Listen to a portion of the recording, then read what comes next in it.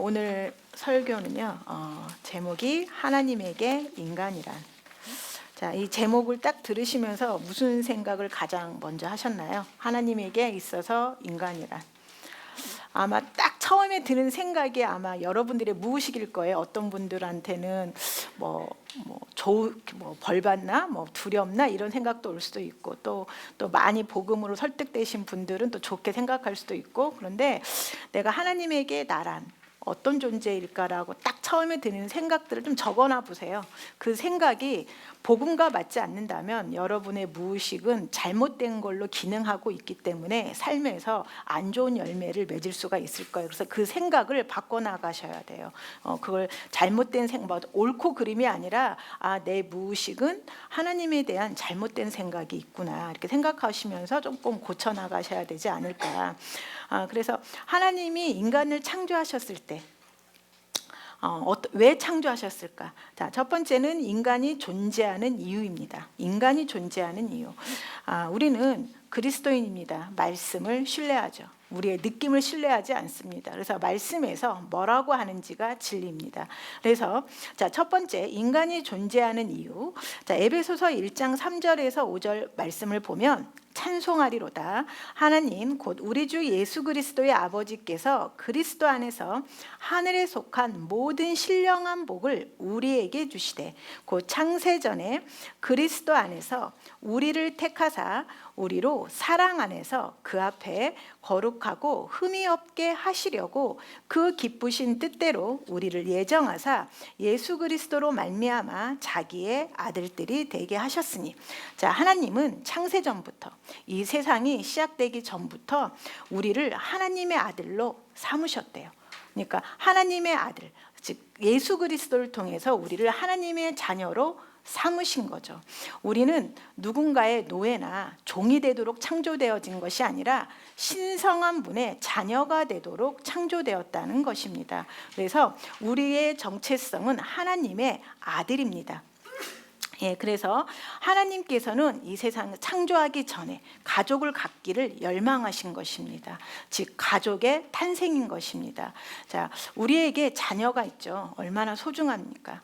즉 하나님한테 인간이란 정말 소중한 존재인 것입니다.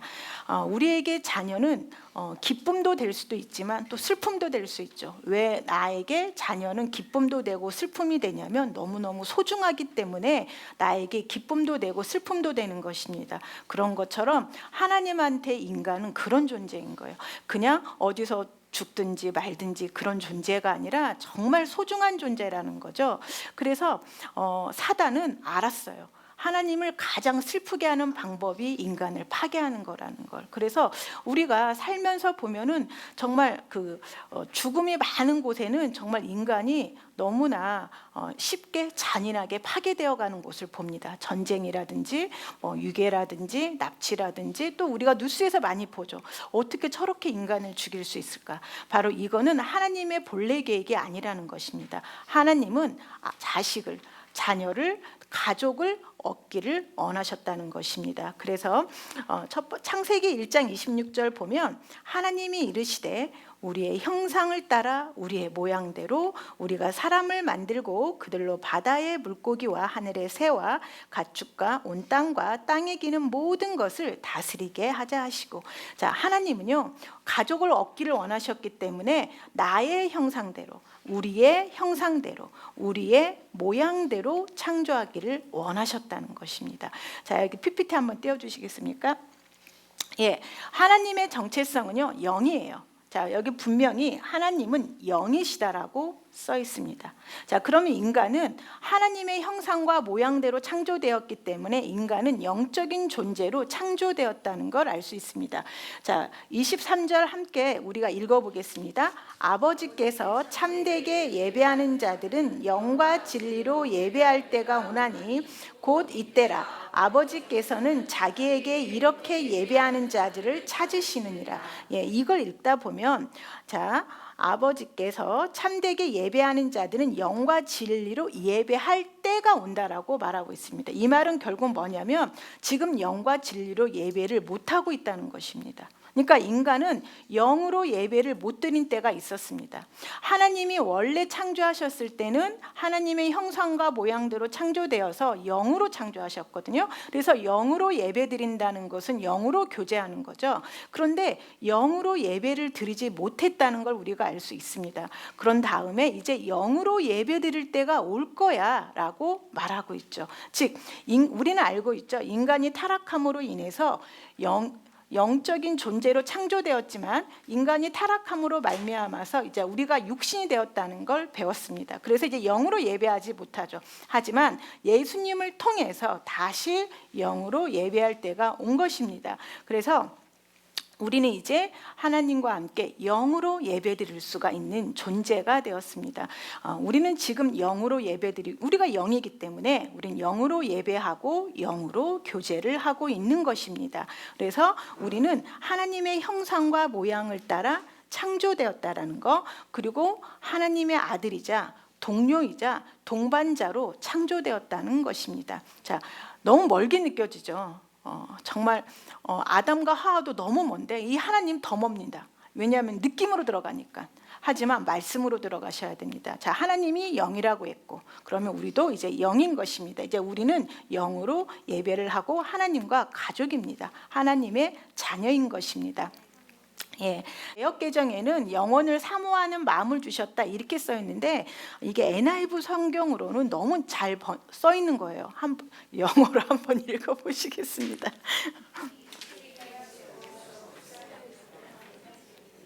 예, set eternity. 너무 인터너티를 넣어 놓으셨다 우리 안에다가. 그러니까 우리 영 안에 정말 영원, 불멸이 있다라는 거죠. 그러니까 우리가 잊고 살았던 영적인 것, 우리 영 안에 불멸이 있는 것입니다. 우리 영 안에 인터너티가 있다라고 정확하게 말하고 있습니다. 자, 그래서 우리는 하나님의 자녀로 하나님의 형상대로 창조된 바로 존재인 것입니다. 영적인 존재입니다. 이 영적인 존재가 몸 안에 살고 있습니다. 여러분의 몸이 전부가 아니라 그 진짜는 여러분 몸 안에 있는 것입니다. 자, 이 영적인 존재인데요. 자, 그 창세기 2장 19절 그 밑에 보면 말씀에 뭐라고 써 있냐면 이 영적인 존재로 창조되었는데 정말 탁월한 지능을 갖고 있습니다. 여호와 하나님이 흙으로 각종 들짐승과 공중의 각종 새를 지으시고 아담이 무엇이라고 부르나 보시려고 그것들을 그에게로 이끌어 가시니 아담이 각 생물을 부르는 것이 곧 그 이름이 되었더라. 이 하나님과 아담과 동행하는 모습을 한번 상상 한번 해보세요. 그 아담을 데리고 다니시면서 자, 이름을 한번 지어봐라 했는데 이 아담이 이름을 싹 지었다는 것입니다. 그러니까 그 아담이 얼마나 탁월했는지. 우리는 그 진화론이라는 그 이상한 이론에 의해서 진화론이라는 말은 진화론을 찾아보면 하나님과 특별한 관계가 아니다 해서 시작을 합니다. 하나님과 특별한 관계가 아니고 자연의 진화 과정에서 우연히 나타난 종이 바로 진화론입니다. 이 진화론 자체가 그 당시에 과학계에서는 큰 이슈, 과학계에서 이슈가 된 것보다도 사회적인 데서 굉장한 이슈였다고 합니다.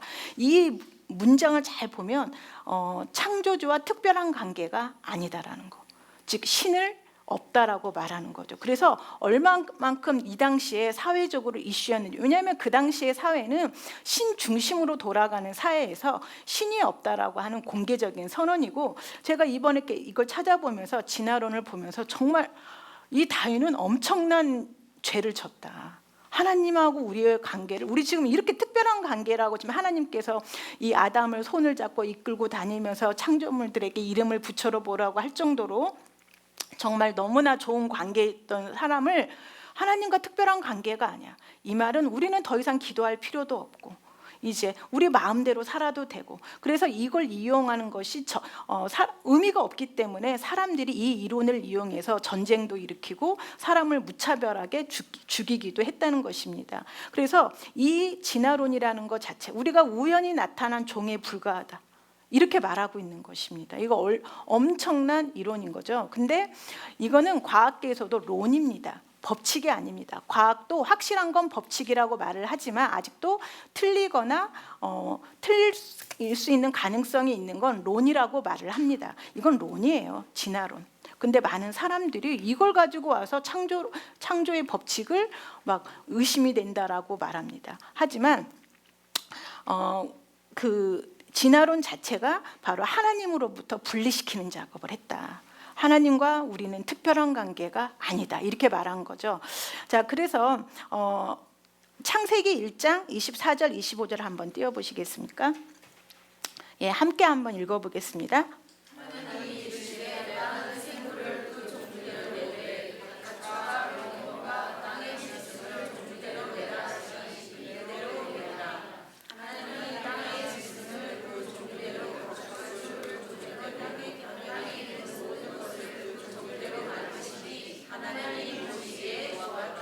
예.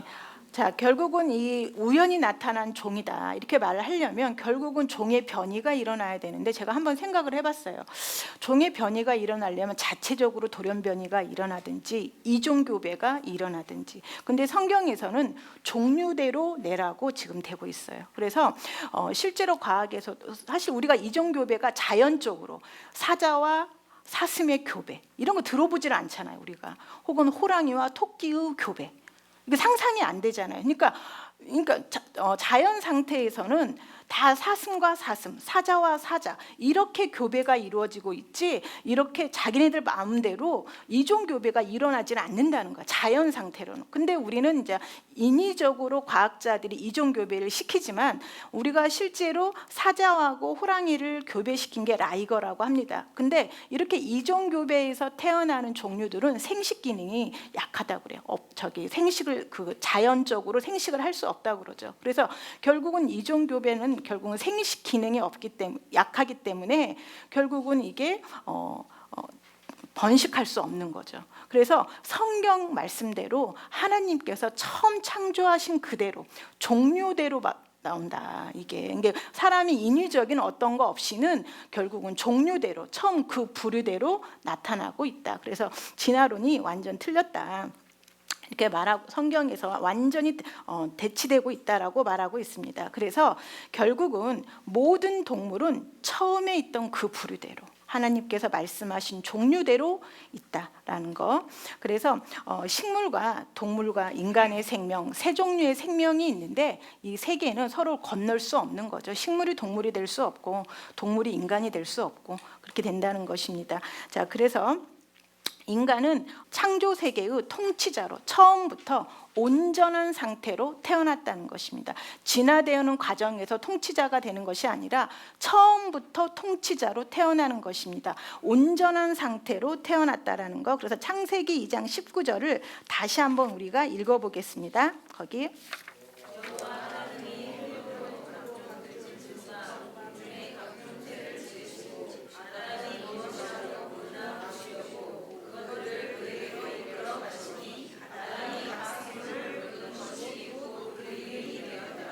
예, 처음부터 인간은 동물들의 이름을 지을 정도로 동물보다 위에 있는 존재인 것입니다. 어떤 진화되어 가는 과정 중에 있는 것이 아니라 처음부터 동물보다 위에 있는 탁월한 지능을 가진 그런 인간으로 하나님께서 창조하셨다라는 것입니다. 그래서 온전한 상태로 통치자로 인간은 태어났습니다.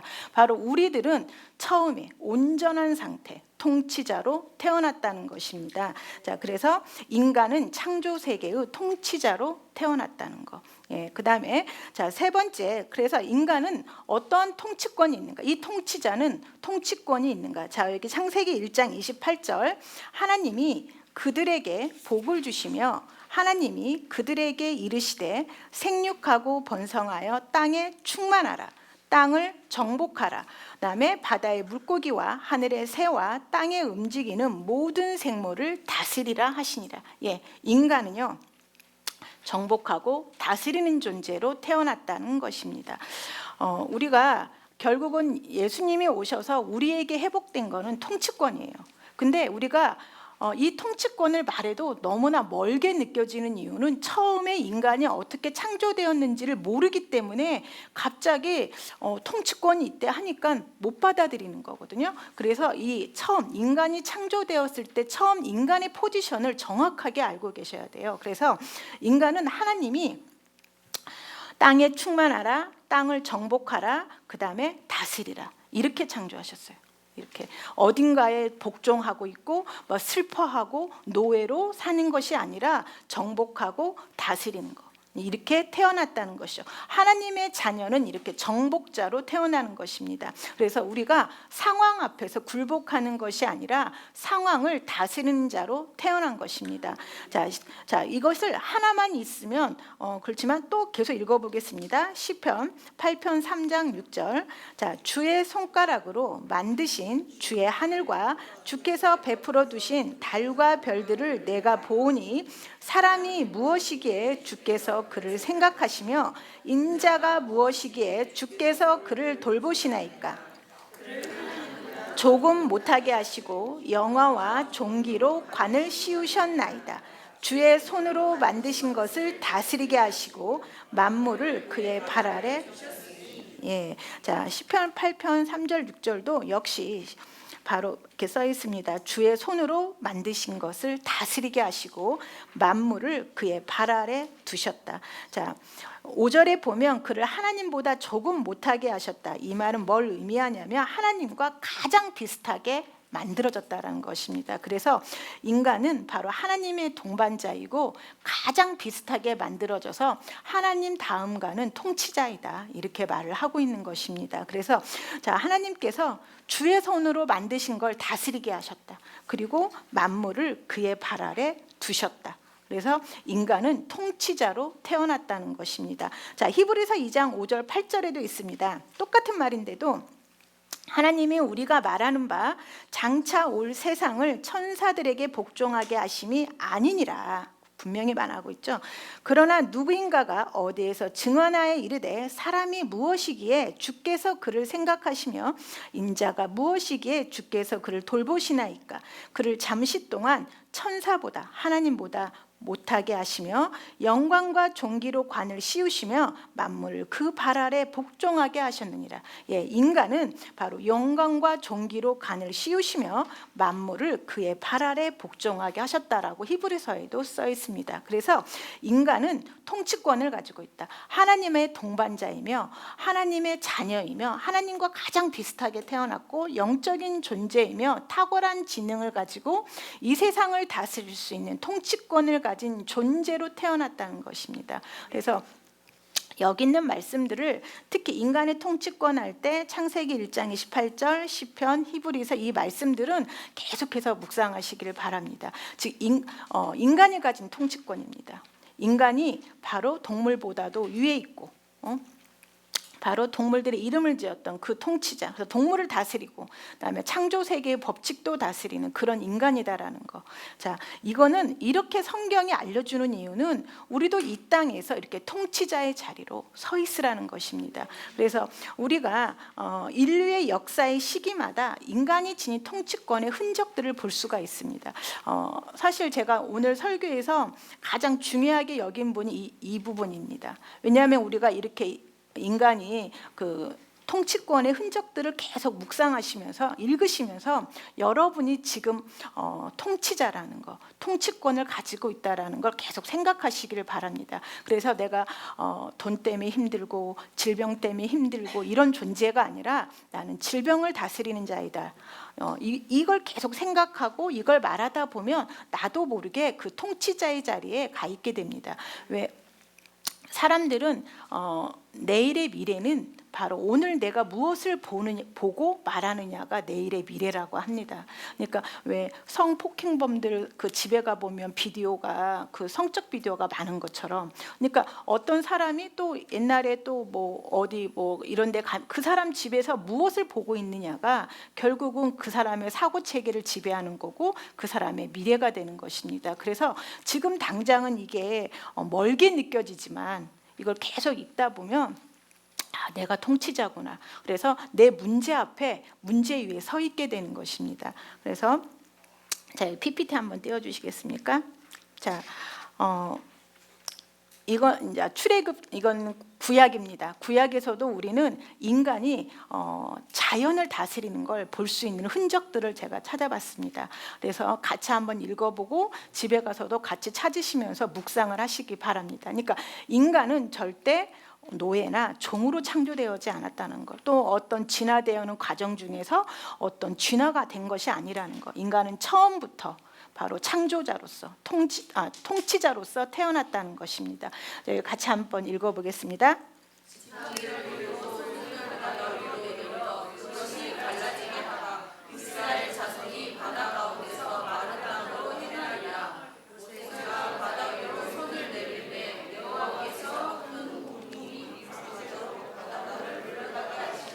예. 예, 자, 자연을 다스리는 통치권을 흔적을 볼 수가 있습니다. 자, 모세가 홍해를 향해서 손을 내밀었을 때 바로 바다가 갈라졌습니다. 그래서 바로 자연 세계는 바로 이렇게 복종해야 되는 것입니다. 그래서 자, 지팡이를 들고 손을 바다 위로 내밀어 그것이 갈라지게 하라. 이스라엘 자손이 바다 가운데서 마른 땅으로 행하리라. 그다음에 모세가 바다 위로 손을 내밀매 여호와께서 큰 동풍이 밤새도록 바닷물을 물러가게 하시니 물이 갈라져 바다가 마른 땅이 된지라. 우리는 모세의 담대함을 봅니다. 하나님이 시켰으니까 나 하지 이렇게 말하지만 여러분들 못하잖아요. 이렇게 성경에 계속 써 있는데도 못하지만 모세가 손을 내밀었습니다. 굉장히 어렵죠 이게. 근데 손을 내밀자 드디어 이 자연이 말을 듣기 시작하는 것입니다. 예, 자, 그다음에 그다음 PPT 띄워주시겠습니다. 자, 여호수아가 요단강을 향해서 자연에 대해서 말하고 있습니다. 자, 같이 한번 읽어보겠습니다.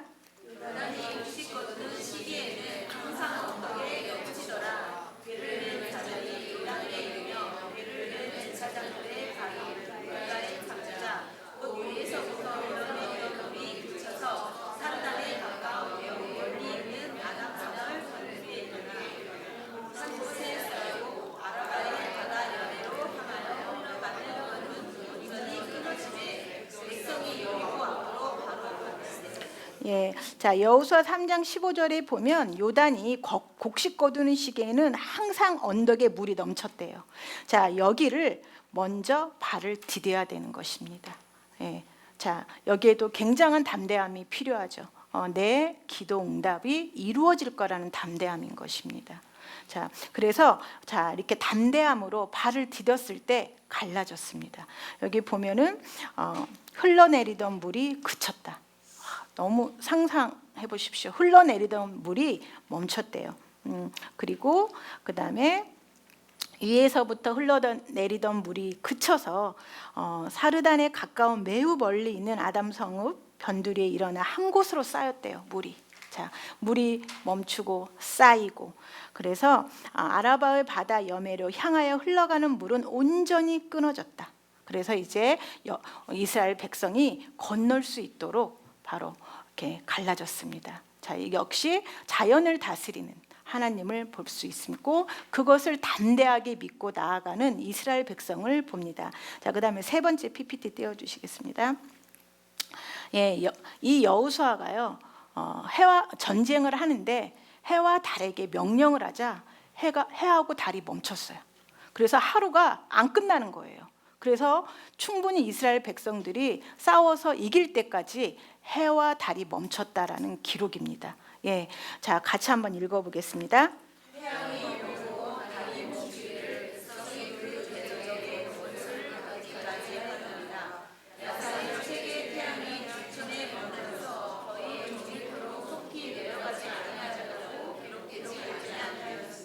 예, 자, 이렇게 태양이 머물게 하고 달도 머물게 해서 하루가 안 끝나게 해서 충분하게 전쟁에서 이길 때까지, 자, 이게 바로 인간의 통치권을 흔적들을 볼 수 있는 것입니다. 자, 그 다음에 한번 띄워보겠습니다.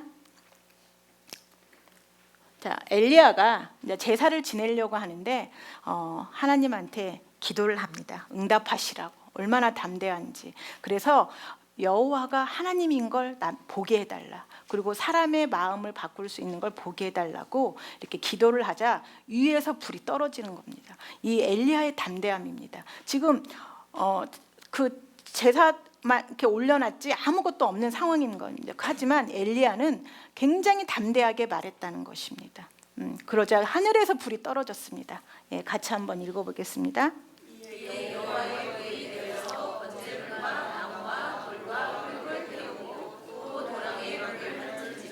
도랑의 물까지 완전히 말랐습니다.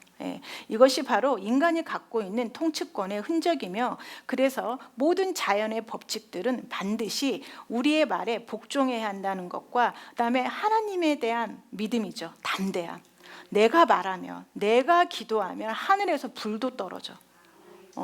하늘에서 불도 떨어진다는 것입니다. 이 정도의 담대함이 우리 안에 있는 것입니다.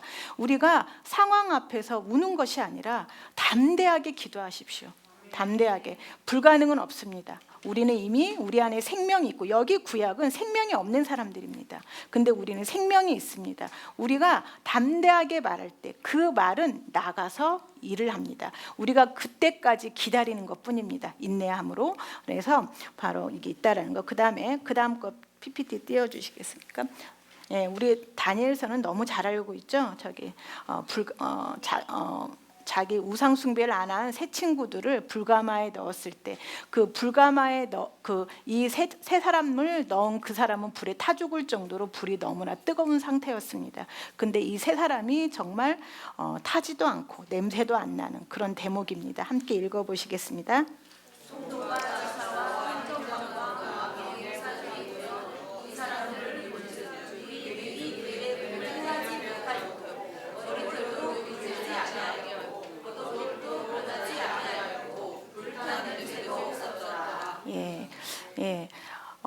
우리는 이런 통치권을 갖고 태어났습니다. 그 통치권을 잠시 잃어버렸지만 예수님께서 갖고 오셨습니다. 그래서 이 구약은 바로 이렇게 인간의 통치권에 대해서 이렇게 조금씩 보여주는 것입니다. 그래서 이제 예수님께서 사망 권세와 무관하게 태어나신 예수님이 정말 질병 앞에서, 그다음에 문제 앞에서 이렇게 담대하게 말하는 걸 우리는 볼 수 있습니다. 자, 그래서 우리는 이제 새로운 피조물인데 바로 이 통치권을 회복시켜야 되는 것입니다. 우리가 잃어버린 통치권을 예수님이 생명을 주셔서 우리에게 회복시키셨습니다. 그래서 제가 이 예들을 일일이 다 찾아서 이렇게 읽는 이유는, 여러분들 내가 지금 내 상황에서 너무 일어나지 않을 것 같아라는 생각이 많잖아. 너무 까마득하고 정말 느낌은 안 될 것 같고, 그럴 때 이런 말씀 한 구절 한 구절 찾아 들어가시면서 이렇게 이게 내 이야기다인 것처럼, 하나님은 불가능이 없다. 이렇게 구약에서도 이랬는데 재창조된 내 안에서 불가능은 없죠. 그래서 이걸 찾아가시면서, 그다음에 인간의 통치권. 그래서 인간은 통치권을 가지고 태어났다라는 거. 그래서 근데 이제 우리는, 그래서 네 번째, 인간의 본성은 결국은 죽음이 그를 지배하지 못한다는 거죠. 네, 죽음이 지배할 수 없는 존재였다는 거, 사단이 지배할 수 없는 존재였다는 거. 원래 인간은 사단이 지배할 수 없고 죽음이 지배할 수 없는 존재였다는 것입니다. 이렇게 하나님과 가장 비슷하게 만들어졌고, 그 다음에 창조 세계의 통치자로 태어났고, 그 다음에 하나님께서 인간에게 통치권을 준, 인간은 죽음이 그를 지배하지는 못하는 존재로 태어난 것입니다. 사단이 그를 지배할 수 없는 존재로 태어났고 영원한 인격체인 것입니다. 불멸이 안에 있는 인간인 것입니다. 자, 그래서 결국은 인간의 죄의 본질이 무엇이냐라는 것입니다. 인간의 죄의 본질. 자, 우리가 이제 계속 배웠죠. 인간이 이제 아담이 죄를 범해서 타락해서 이제 사단에게 모든 걸 넘겼다는 것. 지금 이렇게 갖고 있는 모든 통치권들이 사단에게 넘긴 것입니다.